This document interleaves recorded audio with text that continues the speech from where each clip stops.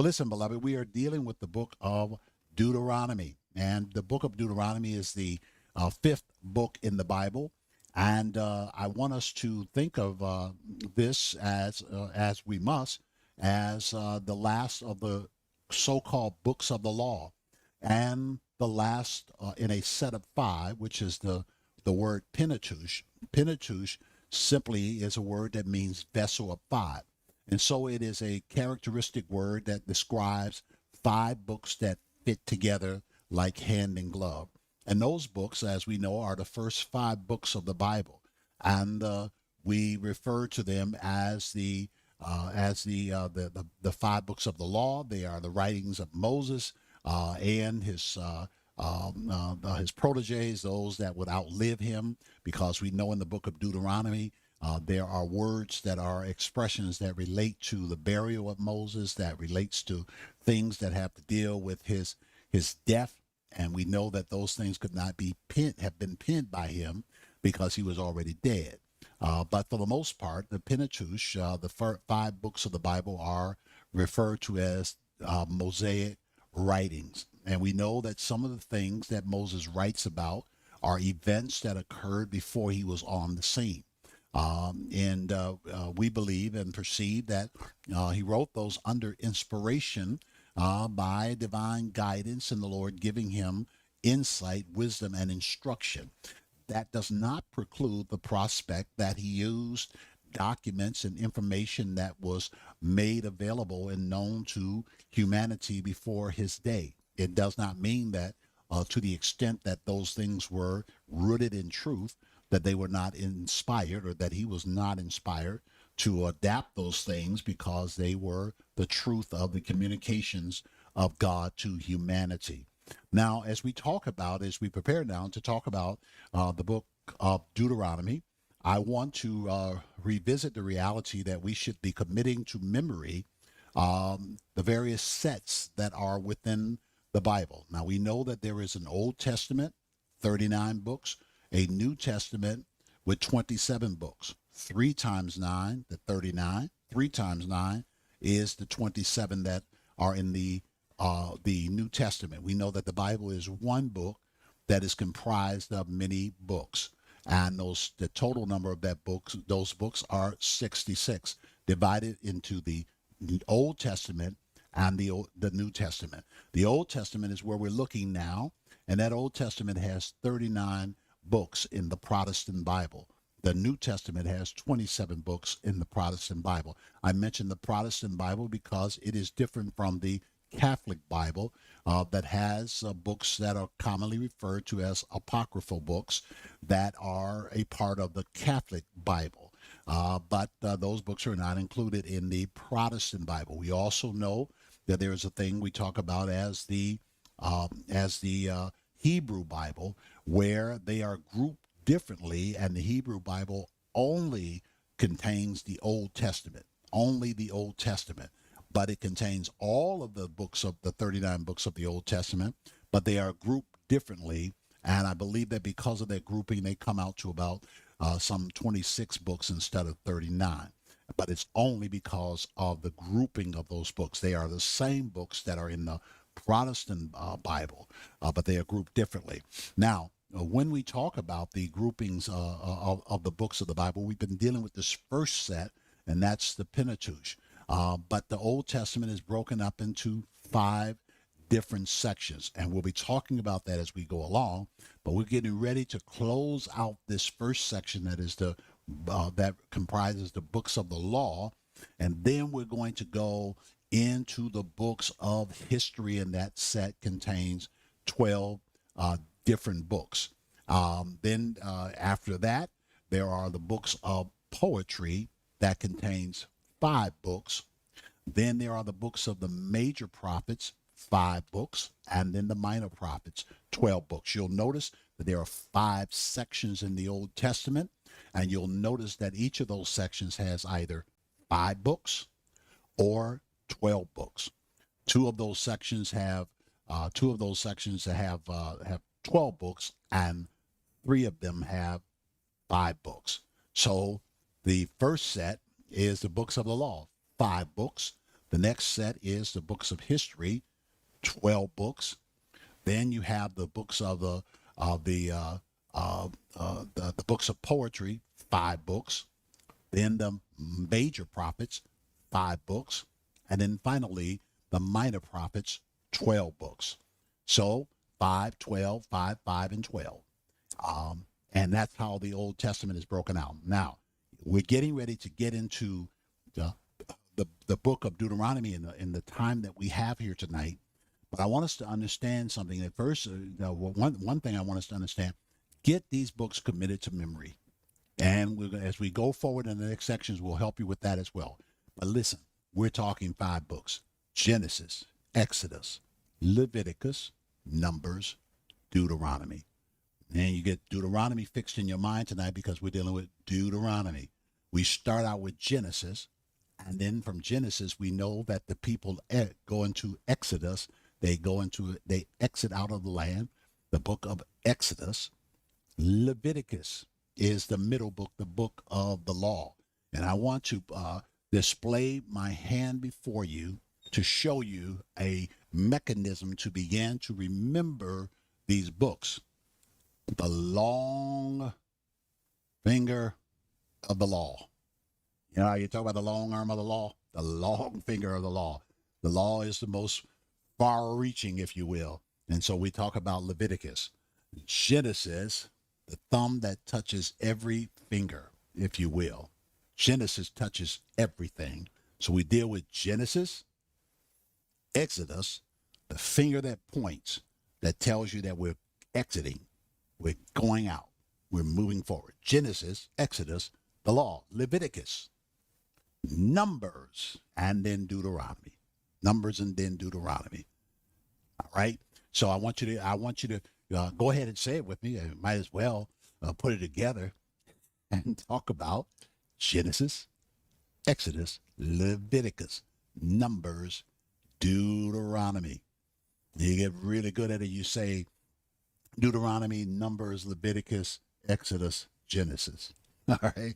So run it backwards and forward. So just a little something for you tonight, because we're beginning to close this out. And one of the kind ways to close things out is to recognize how they all fit together. We begin with Genesis and we end with Deuteronomy in the books of the law. Genesis, then Deuteronomy. Everything else is in the middle. Genesis, Exodus, Leviticus, Numbers, and Deuteronomy. Now, Deuteronomy is the book of remembrance. It is the book of the second time around. Some people refer to it as the second law. There is not really a second law, but it is the second recitation and communication of the law. It is the book of remembrance. It is a book that addresses the preparation to go into the land. And so the message of the book of Deuteronomy is a passionate call to Israel to love God, obey God wholeheartedly as the foundation for life, blessing, and entering into the promised land. And we talk about entering into the promised land. All of us want to enter into the promised land, but we refer oftentimes, it's just entering into the promise, walking out the blessing of the promise of God that he's communicated to us. The book emphasizes exclusive worship of one God. And so some trigger points here as we think about the book of Deuteronomy is that it is a call to Israel to obey God wholeheartedly as the foundation, as the very core of their living, their blessing, and therefore with a focus on entering into the promised land. They are to give exclusive worship to one God and make a choice between this book talks about making a choice between obedience and life and death and rebellion. So life for obedience, death for rebellion. And so this book is oftentimes framed as Moses' farewell speech. It is the last book. It is Moses reiterating, and it is Moses' farewell to the people of God. And as a part of that, Moses reiterates God's promise. He reminds Israel of God's faithfulness and provides ethical laws for living faithfully in the new land. Now, he's not going to be able to go into that land because God has already communicated that to him. But Moses is faithful to the people of God to say, I may not go in there with you. Sort of the words that Dr. King lifted from Moses. I may not get there with you. Moses was able to tell them of a certainty that I can't go in because God says that I won't go in. But I'm going to show you everything that you need to know that God has communicated to me that you might enter into the land. And this book, the central kind of text of this book is covenant relationship and devoted allegiance to God. So it is, while it is a book of remembrance, while it is a book of devotion, it is centrally a book that deals with what it means to keep the covenant with God, stay in right relationship with Him, and maintain your allegiance to the Lord. Now, this book's written a long, long time ago, 3,000 years and what have you. But we have to appreciate the fact of the matter that the relevance of this book sits right in the context of our lives right now.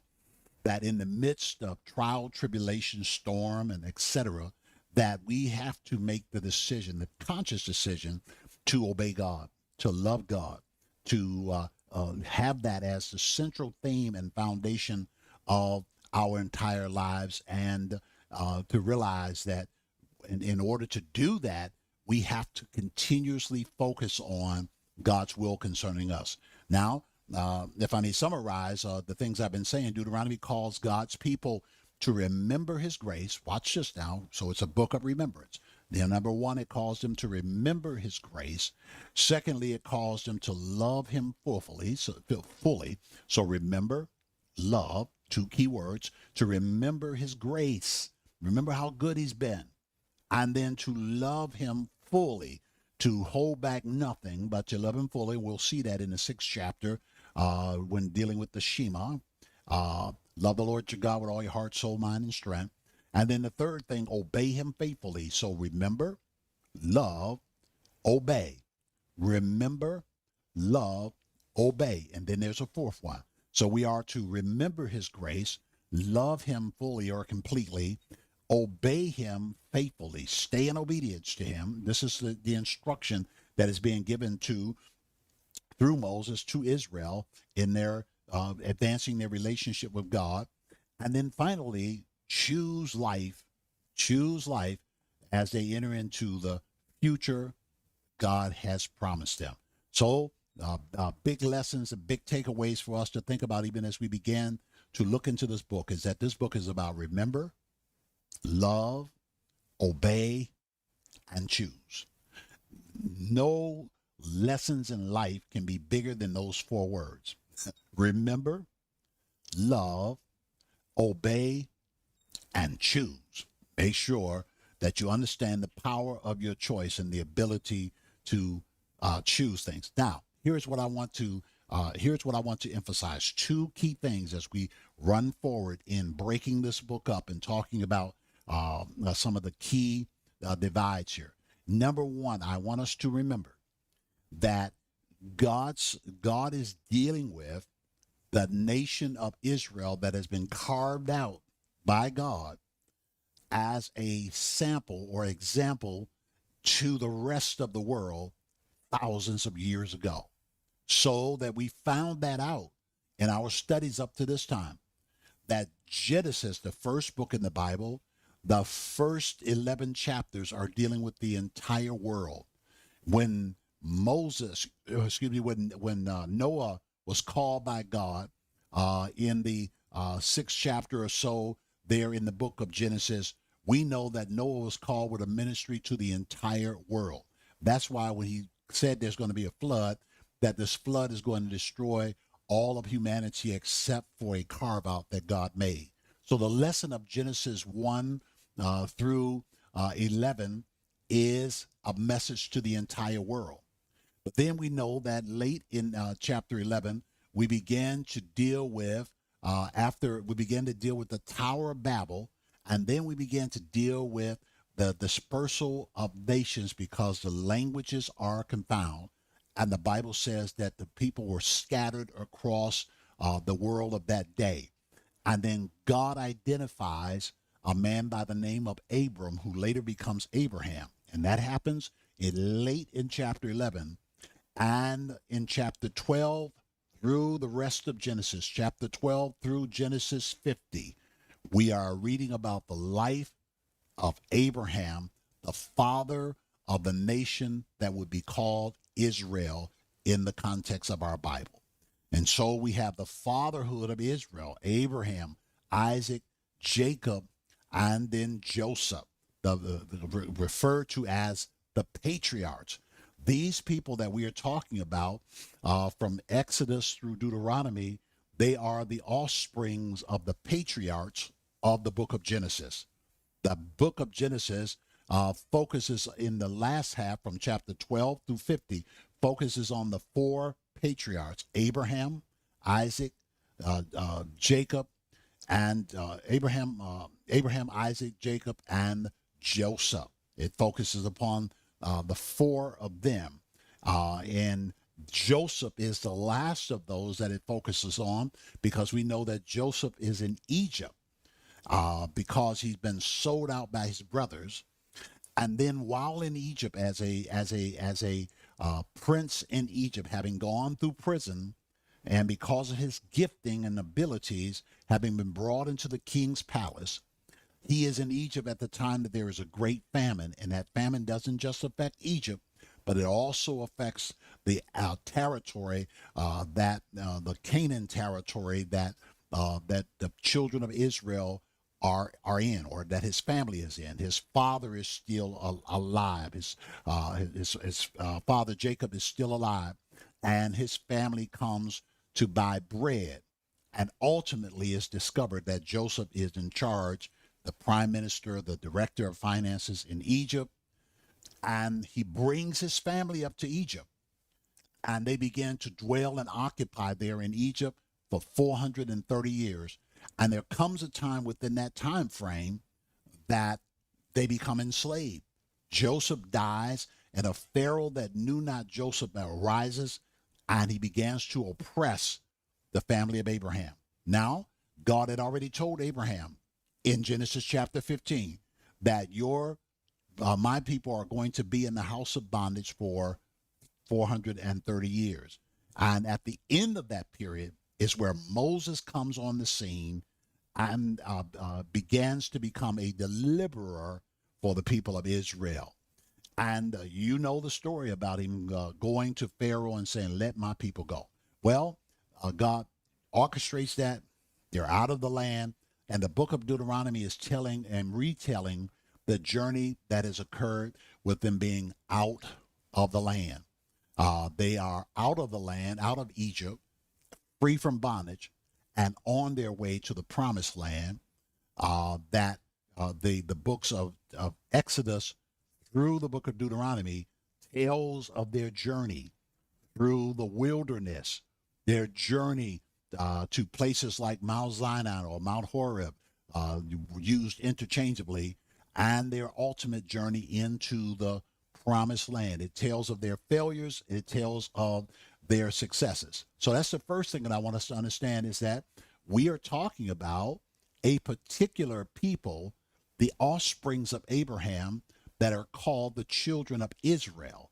There is a rest of the world that's all around them, and God is using them as an example. It does not mean that God is not moving in the rest of the world, but God is using Abraham and Abraham's family as an example of his grace, as an example of his love, as an example of his faithfulness, and as an example of him giving them the power to walk into the fullness of his will by their choice. He is making covenant with them that if you will obey me, I will bring you into the promise, and the promises that I made to Abraham. So that's where we are.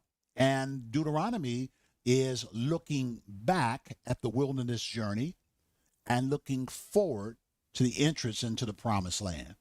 So many of the other books, Exodus, Leviticus, Numbers, is looking into the wilderness and looking at their journey as they're going through. Deuteronomy is looking back at the journey and taking a recap of the things that have occurred along the way as a tool of preparation for them going into the land. I hope that we're on the same page now. I got to move a little bit faster. I want you to observe one other thing. I want you to observe one other thing. The Bible, the Old Testament, is a book of journeys. One of the ways that you understand the Old Testament is to understand the journeys of the Old Testament. In the Old Testament, there are six major journeys that affect Israel, the people of God that have been called out as the family of Abraham. Six major journeys. And I want to just give you them very quickly because I want you to have a global understanding of them rather than try to commit them to memory. And you could do that quite easily. But I want you to have an understanding of the journeys that are taking place because you can break the entire Old Testament up by looking at it from the standpoint of journeys. So that the first major journey of the Old Testament is in the book of Genesis. And that is the journey when God called Abraham in chapter number 12, chapter 11, and then into chapter 12. He told him to get out of your father's house and go into a land that I'm going to show you. So the call of God to Abraham is to go from Mesopotamia into the land of Canaan. That is a journey of about 1,000 miles distance between Mesopotamia and entering into Canaan, which really wasn't called Canaan at that time, but the land that we're talking about now is a land of promise. And Abraham arrives in that land, and the place is called Shechem. The point that he makes entry is called a place called Shechem. But I want us to just see that's the first journey. Somebody say to you, what's the first major journey in the book of Genesis? That is Abraham, or his name was Abram at the time, being called from Mesopotamia into the land of promise or into Canaan land. That journey was a journey of about 1,000 miles. All right, that's the first journey. The second journey is the journey of the people of God that traveled down into Egypt. The second journey is going from Canaan to Egypt. So the first journey is from Mesopotamia, the call of Abram, into the land of Canaan. The second journey is going from Canaan into Egypt. That's your second major journey. Canaan into Egypt. Well, you know the third major journey is the one that we're getting ready to talk about. And that's the journey from Egypt to the promised land. So Mesopotamia to Canaan land, the journey of Abraham. Then Abraham's family under the administration of Joseph travel into the land of Egypt, second major journey. Third major journey, God sends the deliverer Moses back to Egypt to bring the people out of Egypt, And when he brings them out of Egypt, he's taking them to the promised land. So Abraham to Canaan, Canaan to Egypt, and now Egypt to Canaan. Those are the first three major journeys. And those three journeys are covered by the first 5 books of the Bible.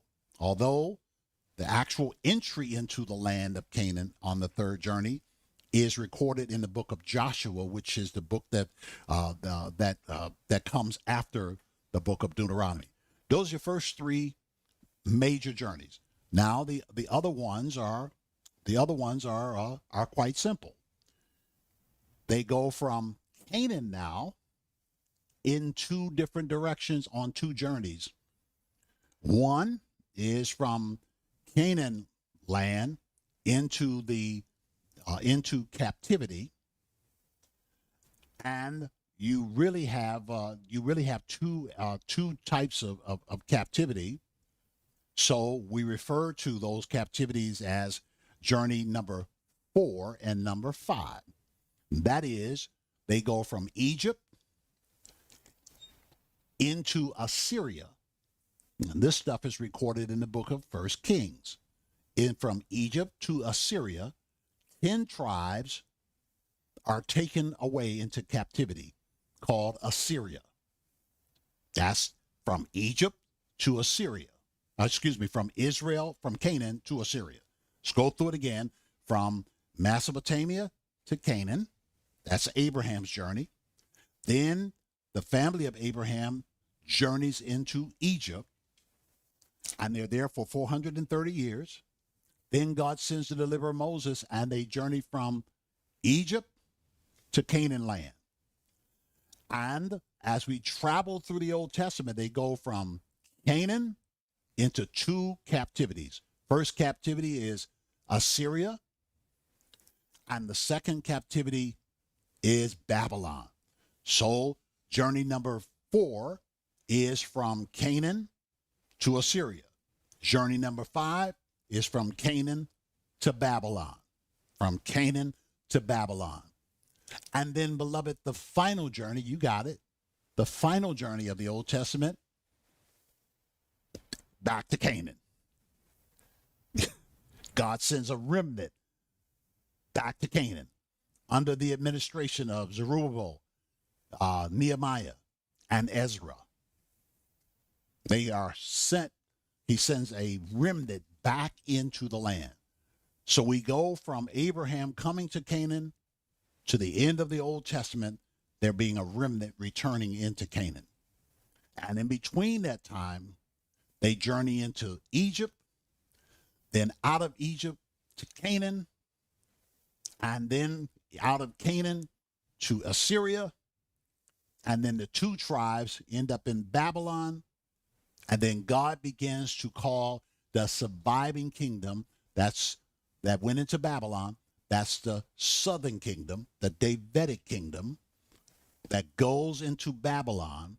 That's where you begin to hear about Daniel, and Daniel being in Babylon, and God raising up Daniel and his friends, Meshach, Shadrach, and Abednego. Then ultimately, the Persians take over Babylon, and under Persian administration, the Persian king begins to release the children of Israel out of the land that they are in, that was Babylon. And they began to have authority to return back into the land of Canaan. And that closes out the Old Testament. Okay? So I want you to keep those in mind, because that's the journey that we're taking. And we are on that 3rd journey right now, from Egypt into Canaan's land. And we know that it started with Abraham, from Mesopotamia to Canaan, from Canaan to Egypt, now from Egypt to Canaan. We keep going back to Canaan, because Canaan is a land that God promised to them. I hope that everybody's getting that. All right, let's run in a little bit of time that we have. I hope that is a blessing to you, because a lot of times seeing a system that is in place and a flow that is in place is critical to us being able to take things apart and put things back together again. Books of the law, 5. Journeys of the Old Testament, 6. Divisions of the Old Testament, 5. All those things you got to kind of remember and think about them. That the Bible, the Old Testament and New Testament, but we're talking Old Testament now, comes together, but it also can come apart, so that we can look at the smaller parts and see the big picture, and look at the big picture and see the smaller parts. All right? You with me now? All right. God bless you. Listen, the book of Deuteronomy, the book of remembrance. I love this book because it has an introduction and it has a conclusion. I guess you say that's true of all books, but this has a neat kind of introduction, a neat kind of conclusion. So I want you to think about it like this, that the book opens with an introduction, closes with a conclusion, and in between the introduction and the conclusion, there is the word of the covenant, the words of the covenant. And so when we think about this book, we understand that Moses is the author. We understand that the audience is Israel, and not just Israel, but the second generation, because that first generation died out in the wilderness, except for two people, Joshua and Caleb. All of the people that came out of the land that were 40 years and older uh, died in the wilderness, including Moses. All of them that were 40 years and older, they died in the wilderness. They were overthrown. And one of the critical things that we find about Moses, the Bible says that even when he died, his strength was not abated. His eyes were not abated. We find of Caleb that he said that I've not lost any of my strength. So God was preserving them and taking care of them in the wilderness. So the death of an entire generation was not because they aged out, not because they got sick and died. It was because they walked in disobedience. And a whole generation was wiped out. But you know what was not wiped out? God's promise. God will do and get done what he wants to get done, even if he has to move an entire generation out of place. And we learned that about the book of Genesis. And we understand that the setting of this book is in a place called the Plains of Moab on the east side of the Jordan River. So they are going to cross over the Jordan to get into the promised land. Remember, coming out of Egypt, they had to cross over the Red Sea. That's not the only crossing. That's a crossing that leads into wilderness territory. But the second crossing is the crossing of Jordan. And so we have to distinguish between the crossings that brings us out of bondage into test and trial, and then the crossing that brings us out of test and trial into inheritance. And for sure, their inheritance required warfare, but it was a different type of warfare. It was their warfare from a position of authority, that God was with them. When we'll get to the book of Joshua, we'll talk about how that the Lord allowed them to dispossess 7 nations that were greater than them.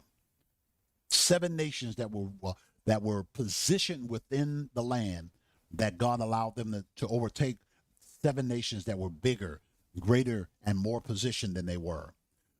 The purpose of this book is to prepare. It's a book of preparation to prepare Israel to enter the promised land by renewing the covenant. Their entry requires that there be a reestablishment of the covenant, Now, I was saying to you that this book, which contains 34 chapters, has 3 major caption parts. One is introduction, and introduction covers chapters 1 through 4. Conclusion covers chapter 31 through 34.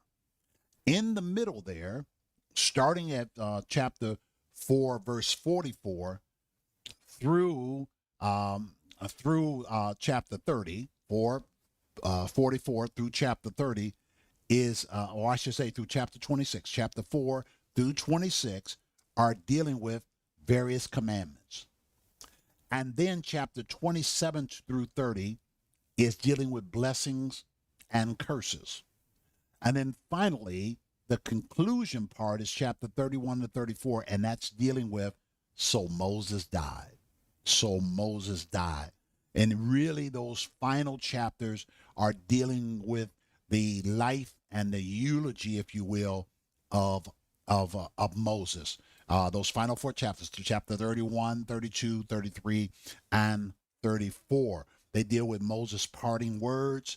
They deal with Moses' death, and then the book closes out. So I want us to think of the introduction. The introduction, chapter 1 through chapter 4, verse 43. Those chapters deal with remembrance of the past, because we know that this is a book of remembrance. But the introduction deals with remembrance of the past. The emphasis there is take heed, lest you forget. Take heed, yes, lest you forget. Chapter 1 through 4 is dealing with take heed lest you forget. So it is a book, it is looking back at what has occurred. The introduction, dealing with chapter 1 through chapter 4, verse 43, is dealing with looking back. And the instruction is to remember the past, lest thou forget. Then chapter 4, verse 44, is dealing with from 444 through chapter number 11 is dealing with the Ten Commandments. It's a restating of the Ten Commandments. So you have remembrance, chapter 1 through basically 4, and then all the way through 4. At the end of chapter 4 through chapter number 11, you're dealing with the Ten Commandments, repeating of the Ten Commandments. And in chapter 6, you deal with the Shema. And then and the Shema just means the instruction of God to listen and to hear. And it is that great passage of Scripture, chapter 6, verses 4 and 5, that every believer must remember the Shema. The Shema is the command of God to hear and to listen with an attitude and a intention. That's what Shema means, hear and listen. It means to hear and listen with a attitude and a posture to obey, to take action. And it says there in chapter 6, verses 4, know that the Lord your God, he is one. And the reality of God as one God is the key lesson that was given to Abraham. Get out of your father's house, out of the place where there are the worship of the moon, the sun, the stars, and many different forms of God. Mesopotamia was a place of polytheism, belief in many different gods. It was also a pantheistic place. Polytheism means believing in many different forms of God. Pantheism is believing that God, or that the universe is God, that the sun is God, or that some element of the universe is God. That's a pantheistic belief. Pan meaning world, and theism meaning belief. Pantheism is belief that God is the world and the world is God, that the sun is God, the stars are gods, and so on and so forth. That's a pantheistic belief system. Polytheism is the belief in many different forms of God. And so the land of Mesopotamia was a land that had belief systems that were inconsistent with what God was showing Abraham. So he tells him to get out of your father's house, get out of the land that you know, and go into a land I'm going to show you. And the lesson to Abraham from God was the Lord your God is one God, that there are not many gods, that there is but one God, the true and the living God. And God reveals himself unto Abraham, and he teaches Abraham, or gives instruction to Abraham to understand a monotheistic God. Mono meaning one God that is the true and the living God. And so the believer's faith is a faith in one God. And it is a faith that overrides any notions of dualism. Dualism is the belief that there is a power of good and a power of evil, and that the power of good and evil are wrestling against each other, and that we don't know who's going to win. The sense of that is that both are powerful and we don't know who's going to win. Well, the believer does not embrace the doctrine of dualism, because God cannot really be God if he is wrestling for power. He is God all by himself. And so God begins to make known to Abraham that I am a monotheistic God. The Lord your God is one God, and that there is not a dualism that says that there's a force of evil, a force of good, and they are fighting against each other, and who knows which one will win. God has won already. He is the God of all eternity. From everlasting to everlasting, he is God. So the lesson to Israel in the book of Deuteronomy, one of the key lessons relates right back to what God revealed to Abraham. Know that the Lord, that's the Shema. Know that the Lord your God, he is one God. That's the 6th chapter, verses 4 and 5. Know that the Lord your God, he is one God, that he is one.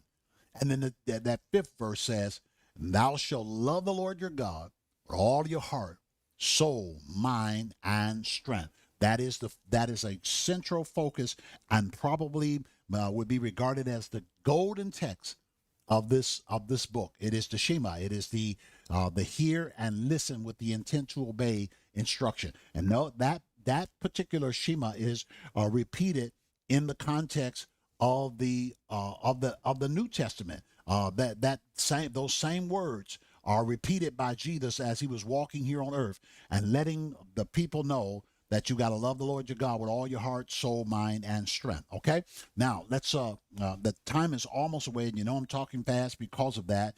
And we can only cover what we can cover, and if we have to pick up some things, I guess we just have to pick them up because we kind of got started behind. My goal here is to go into some of these chapters just to let you see and get the feel of things. But let's do it this way for now.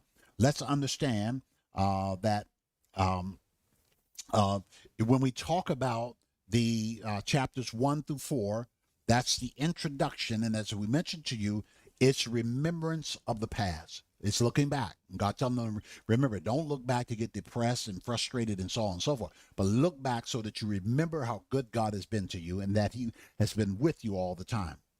And then these chapters 4, verse 44, all the way through chapter 26 is commandments for the present. So they were looking back to remember in the past in chapters 1 through 43, but then 443 all the way through 26 is commandments for the present. And those commandments for the present are broken into the 10 commandments and related commandments. 10 commandments and related commandments. So God lays out and reiterates chapter 444 through chapter 11. He reiterates the 10 commandments and gives instructions on the 10 commandments. But then verses 12 through 26, he begins to relate the relevance of those commandments in various different ways through those chapters. So you have remembrance, looking back, and then you have commandment for present operations. And then chapters 27 through chapter 30 is options, choices. Remember, we talked about remember, obey, love, and then choose. So chapter 27 through chapter 30 is talking about choosing. If you'll do this, I'll do that. It's talking about they're making choices between serving the Lord and obeying Him. He tells them how that if you hearken diligently unto the Lord and follow after His ways, you'll be blessed in the field. You've heard it before. Blessed in the city. You'll be blessed coming. You'll be blessed going. I'll make your enemies your footstool, etc., etc. Then he begins to talk about, but if you will not diligently hearken unto the Lord your God and obey Him, then you're going to be driven out of the land. The land, you will experience curses in the land, and you'll be overthrown in the land. All of that is covered in chapter 27 through chapter 30. And then the last part is chapter 31 to 31. Those are the parting words of Moses. All right. So that part is the conclusion. Now let's deal with just a couple of verses in the time that we have. I want to deal with what the sense of the beginning of this book. And then I want to deal with the sense of the close of the book. So we're going to look at a verse in chapter 1 and a passage in chapter number 34. So Deuteronomy chapter 1 and verse 8. Deuteronomy chapter 1 and verse 8. Listen to what it says. And this is like showing you how the sense of this introduction and remembrance of the past. Deuteronomy 1 and 8. See, I have set the land before you. Go in and possess the land which the Lord swore to your fathers, Abraham, Isaac, Jacob, to give them to them and their descendants after them. See how that's looking back? The word of the Lord to them is that, see, I have set the land before you. Deuteronomy 1 and 8. I've set the land before you. Go in and possess the land which the Lord swore to your fathers, to Abraham, Isaac, and Jacob, to give them and their descendants after them. All right.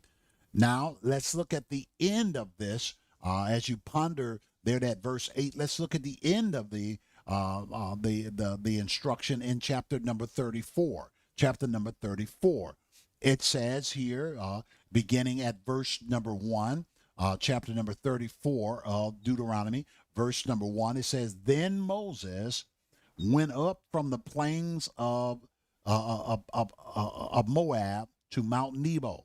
Remember, we're talking about this. The positioning of things that are occurring here is in the area of in the area of Moab. So here it says he goes up the plains of Moab to Mount Nebo to the top of Pisgah, and you've heard Mount Pisgah, the place from which Moses looked over into the land of promise. Mount Pisgah's lofty heights, which is across from Jericho. Jericho is the entry city into the land of promise. That's verse number 1. And we continue to read in verse number 1, and we're going down to verse 8 very quickly.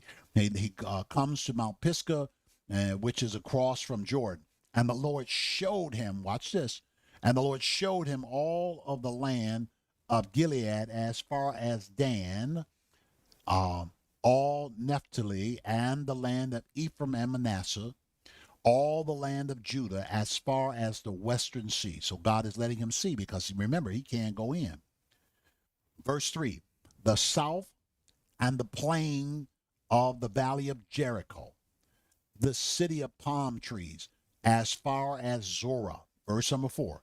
Then the Lord said to him, This is the land of which I swore to Abraham, Isaac, and Jacob. Now, it doesn't mention Joseph. We think of him as the four of them among the patriarchs, but you will typically just hear Abraham, Isaac, and Jacob. But we know that the offspring of Jacob is Joseph, and that Joseph is a critical figure. So it says Abraham, Isaac, and Jacob, saying, we're in verse number 4, I will give it to your descendants. That's the word of the Lord to Abraham, Isaac, and Jacob. I have caused you, looking at verse 4, at the end of verse 4, I have caused you to see it with your eyes. Talking to Moses, God's talking to Moses. I've caused you to see it with your eyes, but you shall not cross over there. You will not go in. We know that Moses, because of the judgments of God that says you're not going to go in, that God should let him look over in, but he can't go in. Verse number 5. So Moses, listen to this, the servant of the Lord died there in the land of Moab, according to, there it is, the word of the Lord, because that's what God had said, according to the word of the Lord. Verse 6, and he buried him in a valley in the land of Moab. It's one thing it's one thing to think of God performing the funeral and the eulogy, but God performed the burial as well. And he buried him in a valley in the land of Moab, opposite Beth Peor, but no one knows his grave to this day. Verse 7, Moses was 120 years old when he died. We know that his life was lived in 3 periods: 40 years in Egypt, 40 years in the wilderness, and then 40 years in Jethro's house, and then 40 years in the wilderness, bringing the people from Egypt to the gate of the promised land. First 40 years in Egypt. Then he escapes out of Egypt into Jethro's house, and he becomes a shepherd on the backside of the desert for 40 years. When he turns 80, God calls him and sends him back to Egypt to tell Pharaoh, let my people go. He spends the last 40 years of his life dealing with Israel in the wilderness. And so the Bible says that he's 120 years old when he dies. And listen to the last part of this verse number 7. His eyes were not dim, nor his natural vigor diminished. His eyes weren't dim. His strength was not diminished. 120 years old with people that worried you half to death, so to speak. His eyes were not dim and his vigor was not diminished. Lord, do it for me. You should be saying that. That under all of that pressure of leading people, watching a whole generation die out, watching people who All they had to do was obey God, and they rebelled.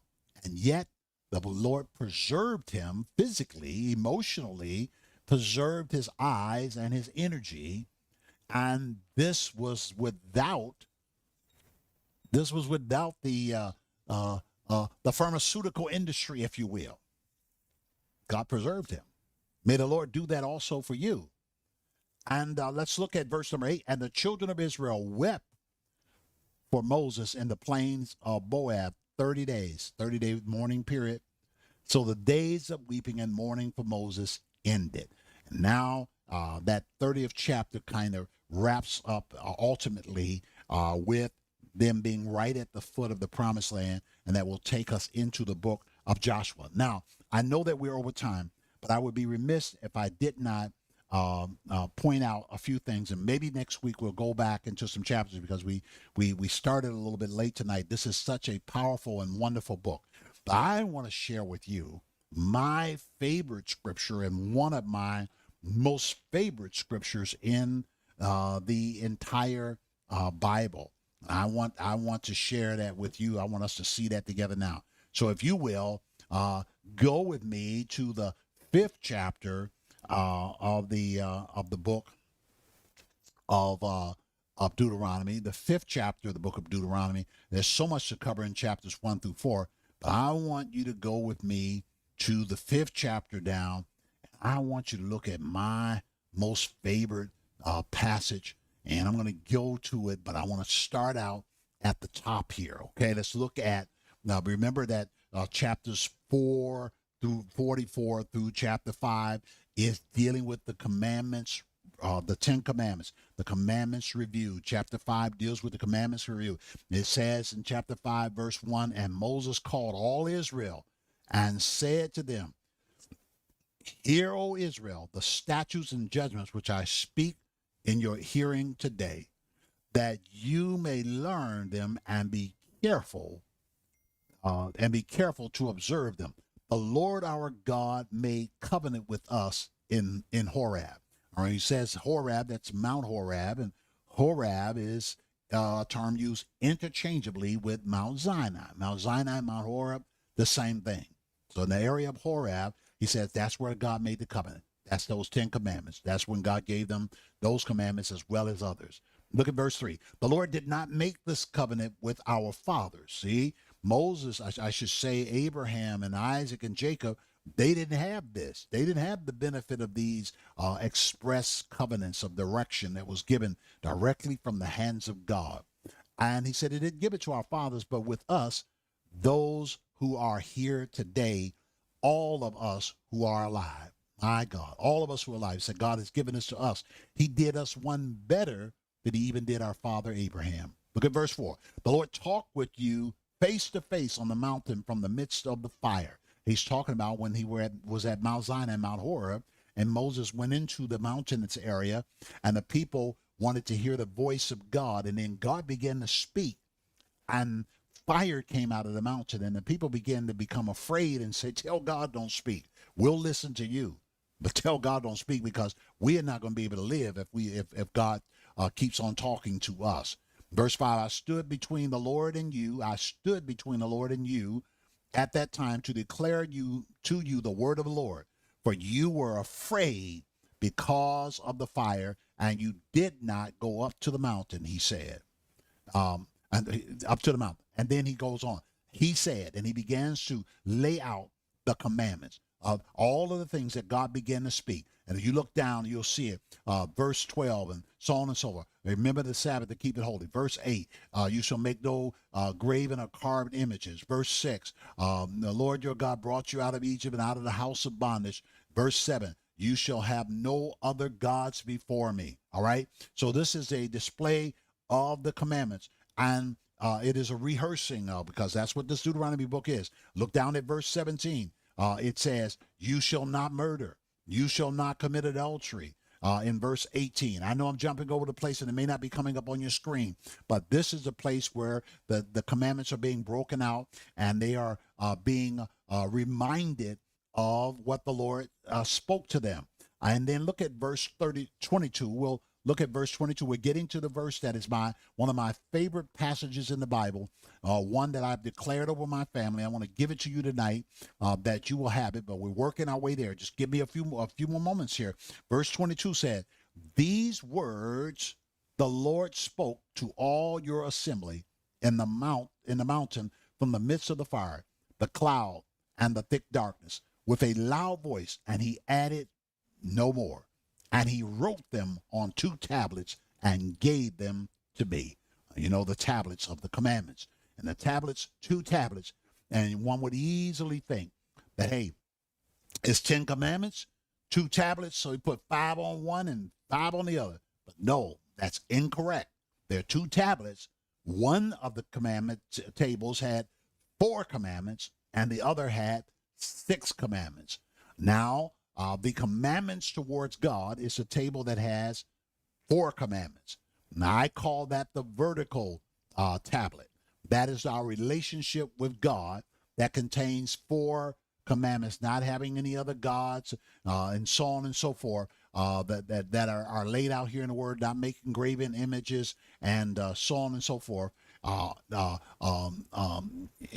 so there are 4 commandments that are directed towards God. They are what I call vertical commandments, the commandments that address our relationship with God. Now, our relationship with God, 4 commandments. And then the other tablet has 6 commandments, and they address our relationship with each other. I call that the horizontal, if you will, table, the horizontal tablet, because it deals with my relationship with you and your relationship with me. So it takes more commandments for us to deal with one another than it takes for us to deal with God. We only need 4 to deal with God, but we need 6 to deal with each other. And beloved, if you put these tables together, you find that really what you have in the commandments is you have the cross. You have horizontal relationship between man, and vertical relationship between God and man. That is the cross. That is really what the cross is about. And it really is summed up in 2 directional commandments. 1, love the Lord your God with all your heart, soul, mind, and strength. 2, love your neighbor as yourself. That is the coming together of the commandments that were expressed in the form of 10. And we must bear that in mind, that it was all about relationship all the time. And we must bear in mind that the commandments of God, the instructions, you hear people talk about, oh, it's so many of these, why we got to follow these rules and why we got to follow that rule and so on and so forth. Let's always remember that the rules of God, the instructions of God, are aimed at relationships. It is always aimed at our relationship with God and our relationship with one another. It's all about relationship. Hopefully that helps us to lift the law a little better and lift the rules of God a little bit better, because we understand it's not just about rule keeping, it's about relationship. Jesus said it this way in the New Testament. He says, if you love me, you'll keep my commandments, and my commandments are not grievous. You remember he said that? Because it's about relationship. If you love me, you'll keep my commandments. If we love one another, then we'll keep the commandments of how we treat each other, because it's always about relationship. It's not just about rules. It's about relationship. People that keep rules without a commitment to relationship are some of the meanest people in the world, because they are burdened with keeping rules without knowing why they follow the rules. The following of the rules must be centered around, I love God and I love you. That's what causes us to do what's right, is love. All right. And then here it is. One of my favorite verses in the entire Bible. And I love this verse, and I want you to begin to put it in your heart and your spirit. I know that I'm in the New King James Version, but you can look at it in the King James or whatever version you want. But listen to this verse. After all these things that God is telling them, listen to the heart of God. I taught this to my children. I want all of those that will lead their life in front of them and understand the journey that you're on. This is the heart of God towards you, and we'll close with this. And that is that great verse number 29. Deuteronomy 5 and 29. And I'm waiting. I'm going to put it up on the screen because we're going to close here tonight. We'll pick up on some of the other chapters next week. And we're running into Joshua and into the books of history. You've learned a lot tonight. You've learned about those 6 journeys. You've learned about the call of Abraham. We revisited some things. But look at this verse 29, and let's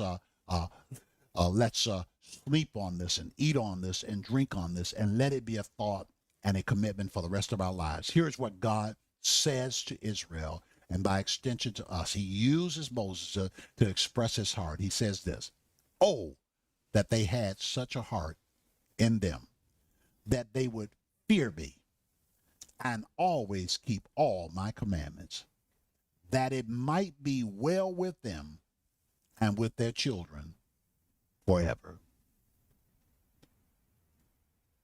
Can you hear God's heart? Oh, that there was such a heart in them, that they would always fear me and always keep all of my commandments. All that they had the heart, that they would fear or reverence me and always keep all of my commandments. Why? That it might be well with them and with their children forever. This is the word of the Lord over all of my children naturally. It is a word that I've taught them, and my 2 new ones, I got to drill it in them even more. But this is the word of the Lord that you build the foundation of a family on. This is the word that you build the foundation of your life on. And I'm not saying you exclude the rest of the Bible, but if you can't get to any other verse in the Bible, if you can't see a verse that brings it all together, all in one verse, I mean, really, this is Old Testament, but it spills over into the New Testament. You do understand that Jesus quoted from Deuteronomy more than from any other book in the Bible, any other book in the Old Testament. He quoted from Deuteronomy more than any other book in the Old Testament. But look at this verse again as we close this out.